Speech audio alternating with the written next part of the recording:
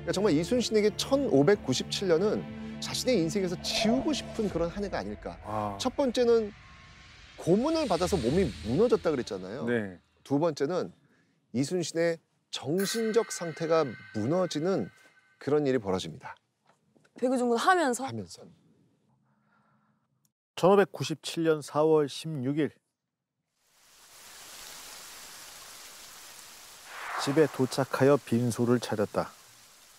비가 크게 내렸다. 나는 아주 지친 데다가 남쪽으로 갈 일이 또한 급박하니 울부짖으며 곡을 하였다. 오직 어서 죽기만을 기다릴 뿐이다. 아이고. 그래서도 느껴지는 것 같아요.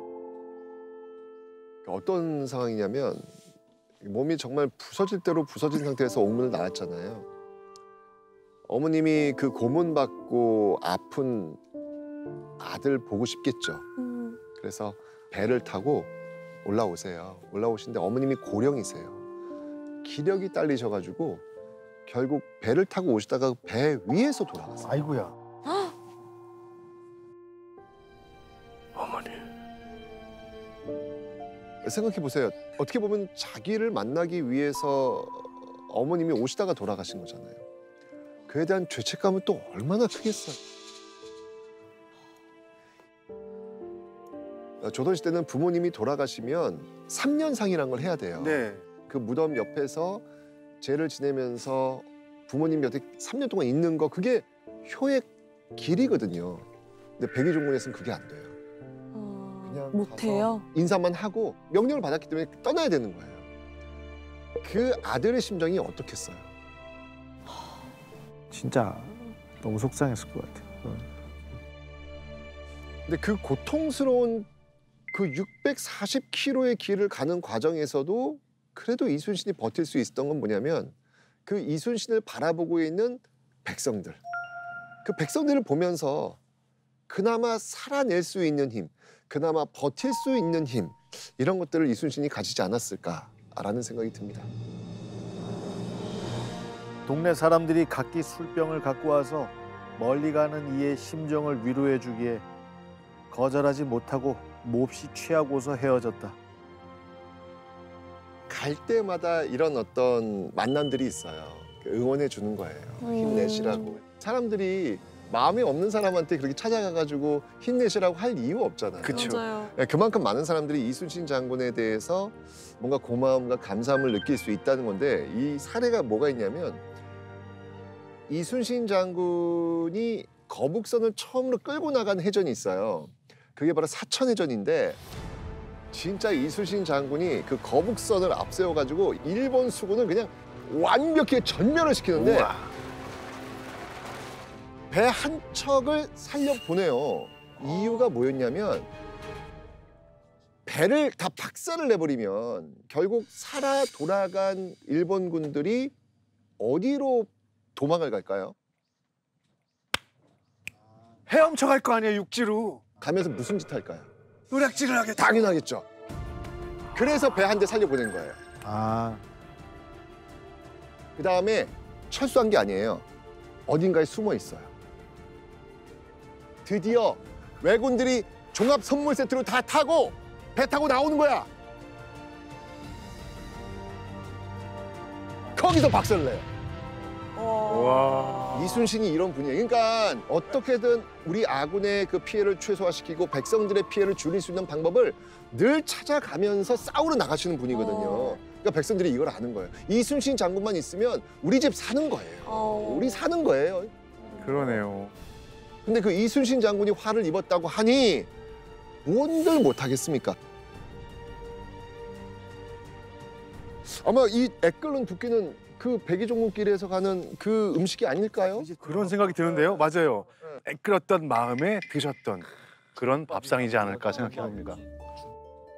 그런 밥상이지 진짜 않을까. 어떤 밥일지. 그러니까 나오셨어. 나오셨어. 어우 감사합니다. 야. 우와 뭐야? 뭔가 어우 감사합니다. 감사합니다. 이야.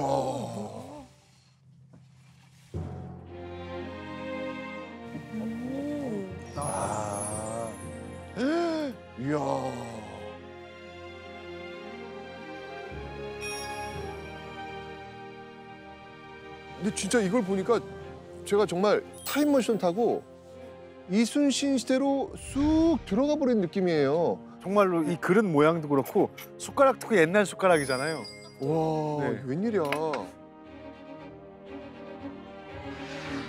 와 숟가락 진짜 약간 진짜 옛날. 아니, 와. 이순신 장군께서 백의종군 때하고 어머니 상중이잖아요. 네. 그래서 연포탕을 드셨다고 기록이 나와서 그 연포탕을 제가 지금 그 당시 음식 그대로 한번 재현해 봤습니다. 그리고 그 당시에 아마 이렇게 소박하게 드셨을 거예요. 두부가 귀한 음식이기 때문에. 아, 연포탕입니까? 연포탕. 두부국 연포탕입니다 이게. 근데 원래 연포탕이면은 저희가 흔히 아는 건 약간 낙지 들어가고 막 해산물 막 이런 거 예, 들어가는 맞습니다. 그런. 16세기에 먹었던 연포탕은 끓는 콩물에 간수를 넣어 몽골해졌을 때 뜬 부드러운 두부국으로 추정됩니다.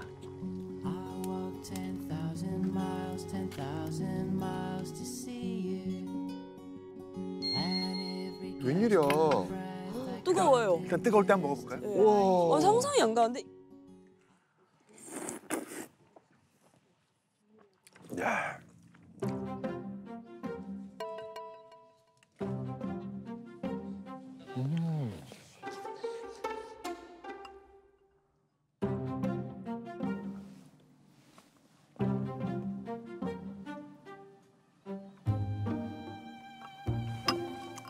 근데 얼핏 보기에는 순두부 같은데 전혀 순두부가 아닌 부드러운 두부. 은은하고 은근하게 달게 느껴지는 그 맛이 저 끝까지 들어오네요. 정말 담백해요. 간장을 섞어 먹어도 맛있을 것 같은데. 맞아요. 조선 간장이니까 살짝 찍어 드세요. 염도가 높아요. 우리가 먹는 지금 양조 간장보다. 아.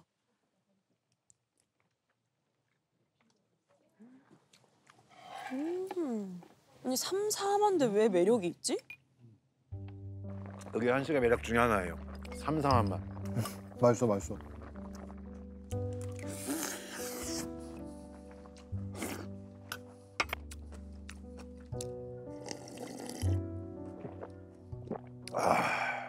와 진짜 맛있다.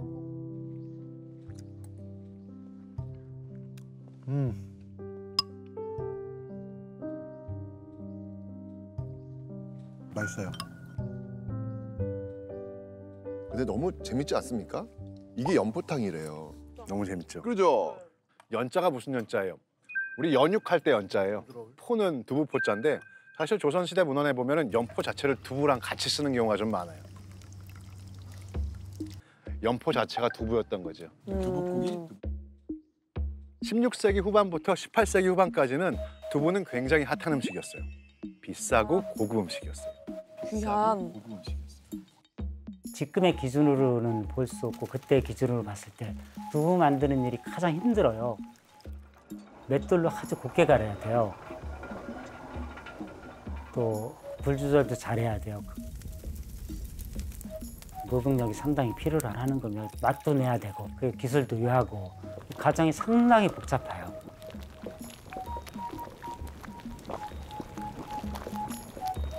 그러니까 기술이 계속 좋아지니까 맛이 높아지죠. 그러니까 먹고 싶은 유생들, 그렇게 양반들끼리 모여가서 연포탕을 끓여 먹은 거예요. 오. 그래서 두부가 이렇게 볼 때는 별거 아니지만 그때는 별거였다. 예. 그때는 엄청 귀한 거였네. 근데 이 두부가 당시에도 한류에 또 일조를 합니다. 명나라에서 또 이 조선 두부가 유명해가지고 명나라 황제가 조선 두부 먹은 다음에 너무 맛있는 거예요. 야, 조선의 이 두부 장인 좀 불러와. 라고 해서 이게 두부를 또 즐겼다는 얘기도 있고요. 또 임진왜란 때 사실은 일본이 우리나라 그 장인들을 많이 데려가요. 끌고 가는 거죠. 근데 그중에서 두부 장인들도 데려가요. 왜냐면 당시 일본에선 주로 연두부를 많이 먹었는데 이 조선의 이 모두부, 야 이게 식감도 좋고 맛있는 거예요. 그래야 또 일본에 또 이렇게 이 모두부를 또 유행시킨 그런. 배워서 가면 되지 왜 또 사람을 데려가가지고 이렇게. 그러니까요. 이거를 장군님께서 그때 드시면서 어떤 심정이셨을까요? 사실 뭐 입맛이 있으셨겠어. 이거 아무리 맛있어도 이순신 장군 입맛 없었을 거예요. 맞아요. 그러니까 지금 그럼에도 불구하고 이순신에게는 남아 있는 것이 있잖아요. 천하무적 조선 수군이 있지 않습니까? 이 음식을 먹고 빨리 힘을 내서 그 다음을 준비하려고 하시지 않았을까? 절망적인 상황에서도 응원해주는 백성들이 차려준 한 끼를 먹고 힘내셨을 모습이 좀 떠오르긴 해요. 전난 중이어서 고기는 없지만 가장 드릴 수 있는 정성스러운 음식을 드린 게 아닐까. 맞아요.